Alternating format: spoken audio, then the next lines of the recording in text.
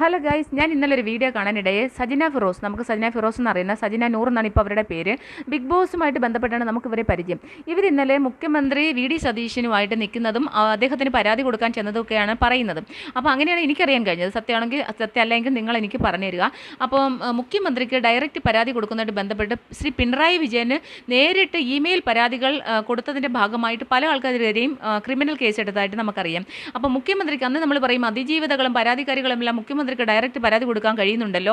അപ്പം അങ്ങനെയാണ്. അപ്പോൾ സാധാരണക്കാരായ ആൾക്കാർക്ക് എങ്ങനെയാണ് പരാതി കൊടുക്കുക, സാധാരണക്കാർക്ക് അങ്ങനെയുള്ള ഒരു അവസരമുണ്ടോ എന്നൊക്കെ ഞാൻ അന്ന് ചോദിച്ചിട്ടുണ്ടായിരുന്നു. അതുകൊണ്ടാണ് ഞാൻ ഇതും ചോദിക്കാനുണ്ടായ കാരണം. അപ്പോൾ മുഖ്യമന്ത്രി വി.ഡി. സതീശന് പരാതി കൊടുക്കുന്നു. ഇവിടെ 3-3.5 കോടി ജനങ്ങളുണ്ട്. ഈ ഒരു പെർസെൻറ്റേജ് പോലും ഇല്ല, 0.5% പോലും ഉണ്ടാവുമോ സെലിബ്രിറ്റികൾ, ഇവിടുത്തെ സെലിബ്രിറ്റികൾ, ഇൻഫ്ലുവൻസേഴ്സ്, അങ്ങനെയുള്ള കാറ്റഗറിയിലുള്ള ആൾക്കാർ, ഒരു 0.5% പോലും ഇല്ലാത്ത ഈ നാട്ടിൽ ഇവർക്ക് നേരിട്ട് മുഖ്യമന്ത്രിക്ക് പരാതി കൊടുക്കാം. ബാക്കിയുള്ള ഈ 99.9% ആൾക്കാരും എങ്ങനെയാണ് പരാതികൾ കൊടുക്കേണ്ടത്? മുഖ്യമന്ത്രിക്ക് അങ്ങനെ അവർക്കും നേരിട്ട് പരാതി കൊടുക്കാനുള്ള എന്തെങ്കിലും ഓപ്ഷൻസ് മുഖ്യമന്ത്രി ഉണ്ടാക്കിയിട്ടുണ്ടോ? നമ്മുടെ പുതിയ സർക്കാർ ഉണ്ടാക്കിയിട്ടുണ്ടോ?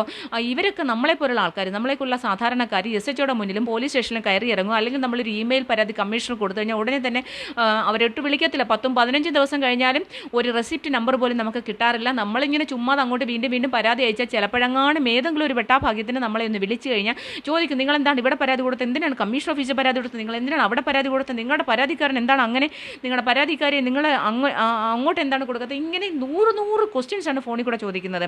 അപ്പോൾ ഈ ഡയറക്റ്റ് മുഖ്യമന്ത്രിക്ക് പരാതി കൊടുത്താൽ പെട്ടെന്ന് തന്നെ പരാതി എടുക്കാനുള്ള സംവിധാനം മുഖ്യമന്ത്രി തലത്തിൽ അല്ലെങ്കിൽ ഉദ്യോഗസ്ഥ തലത്തിൽ ഉണ്ടാക്കിയിട്ടുണ്ടോ എന്ന് എനിക്ക് അറിയാൻ വേണ്ടിയിട്ടാണ് ഞാൻ ഈ ഒരു വീഡിയോ ഇട്ടത്. കാരണം സെലിബ്രിറ്റികൾക്ക് മാത്രമേ ഉള്ളൂ ഇത് കണക്കുള്ള ഇത്തരമുള്ള എന്താ പറയുക പ്രിവിലേജസ്. സാധാരണക്കാരായ ആൾക്കാർക്ക് ഈ പ്രിവിലേജ് ഉണ്ടോ? ഞങ്ങളെപ്പോലുള്ള സാധാരണക്കാരായ ആൾക്കാർക്കും ഇതേ കണക്കുള്ള പരാതികൾ ഉണ്ടെങ്കിൽ ഞങ്ങൾ ഈ SHOയുടെയും പോലീസ് സ്റ്റേഷനിലൊക്കെ കയറി ഇറങ്ങി നിരങ്ങിയാൽ മതിയോ?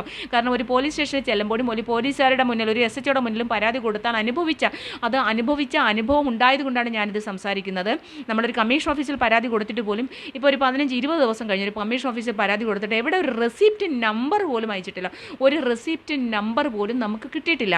അപ്പോൾ അതേ കണക്കുള്ള ഒരു സിറ്റുവേഷൻ ഇരിക്കുമ്പോൾ ഇവരൊക്കെ ഡയറക്റ്റ് ചെയ്യുന്ന മുഖ്യമന്ത്രിയെ കാണാൻ കഴിയുന്നു, മുഖ്യമന്ത്രിക്ക് പരാതി കൊടുക്കാൻ കഴിയുന്നു. അപ്പോൾ ഇവർക്കൊക്കെ ഭയങ്കരമായ സോഷ്യൽ പ്രിവിലേജസ് ഇവർക്ക് ഭയങ്കര കൂടുതലാണ്. ഇവിടുത്തെ സാധാരണക്കാരായ ജനങ്ങൾക്കാണ് പ്രിവിലേജ് വേണ്ടത്.